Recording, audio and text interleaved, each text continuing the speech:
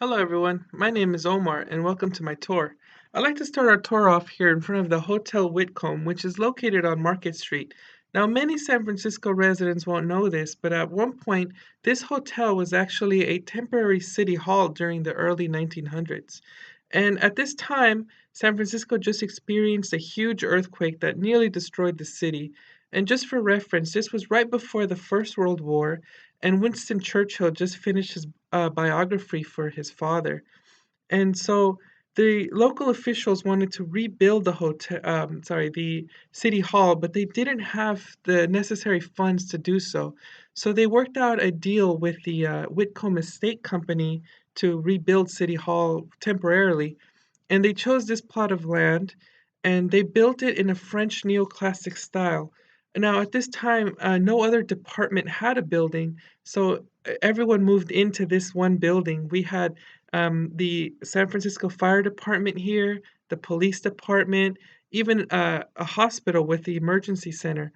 And afterwards, they gave the hotel back, but many people gathered around this hotel because it was so grand that people just liked to look at it. Now, as we approach our next destination, I'd like you all to take a look at Market Street. And Market Street looks empty. Now, this was intentional because the city decided to close down Market Street to the public vehicles, and they decided on this because they wanted to make it more pedestrian and bicyclist friendly, but also they wanted to help make public transportation more efficient.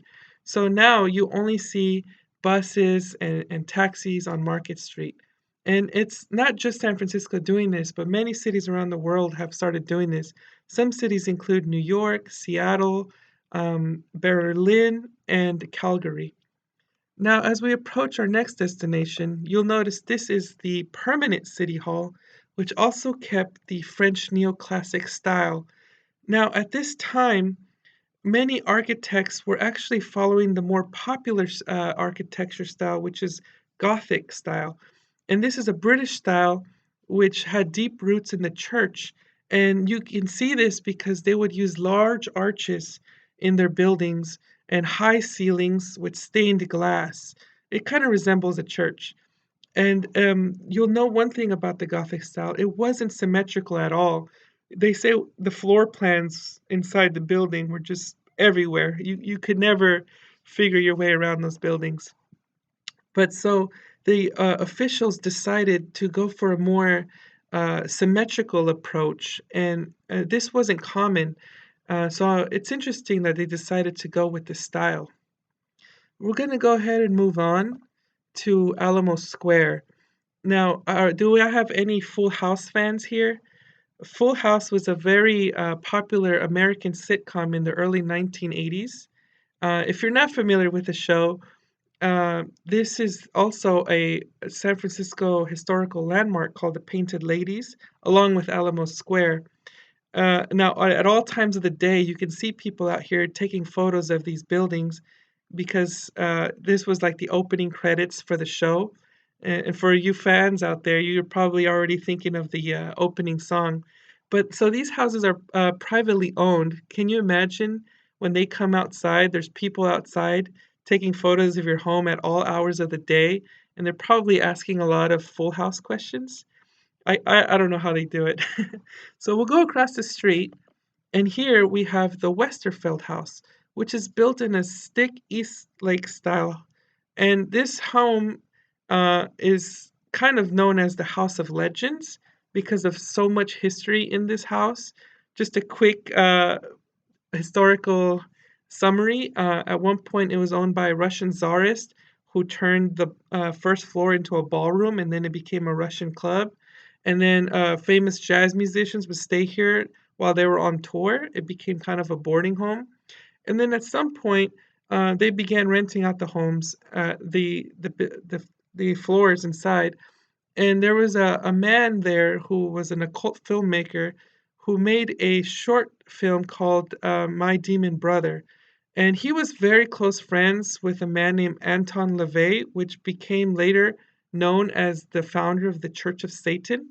And when he visited his friend, a lot of cult rituals would take place in this house, and I can only imagine what happens inside that house.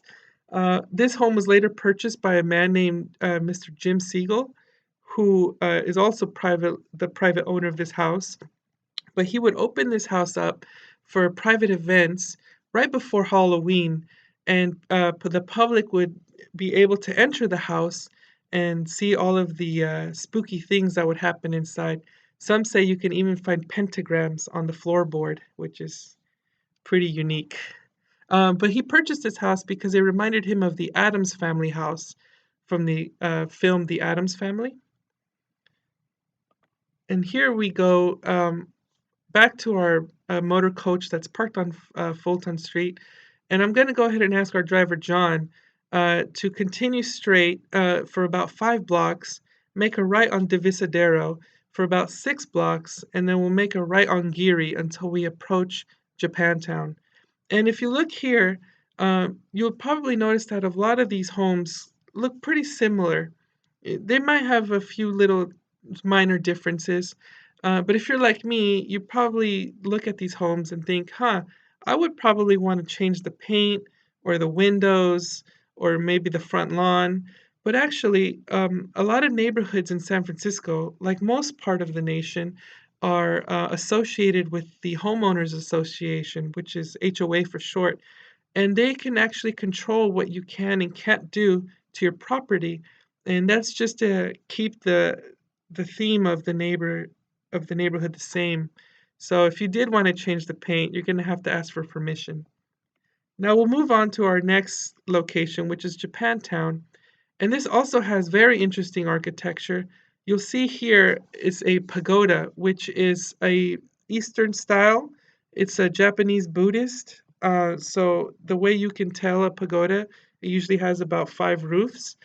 And this was actually donated from the people of Osaka, and they did this to uh, want to create a friendship between Japan and America in the 1960s. And there was a small ceremony when this opened up. And we had the ambassador of Japan and the mayor of Osaka here. And this actual pagoda is a little different from common pagodas of the time. In that time, it was traditionally made out of wood, but they decided to go with cement because they wanted it to match the modern view of the city. And this pagoda is known as a peace offering, but in the Buddhist tradition, when a pagoda is created, it makes it's supposed to inspire peace with the people of all races and religions. And I think that's very fitting of San Francisco because San Francisco has become a very accepting place, and people from all walks of life can come here and they will be accepted. And with this, I'd like to end the tour and thank you all for your time. Thank you.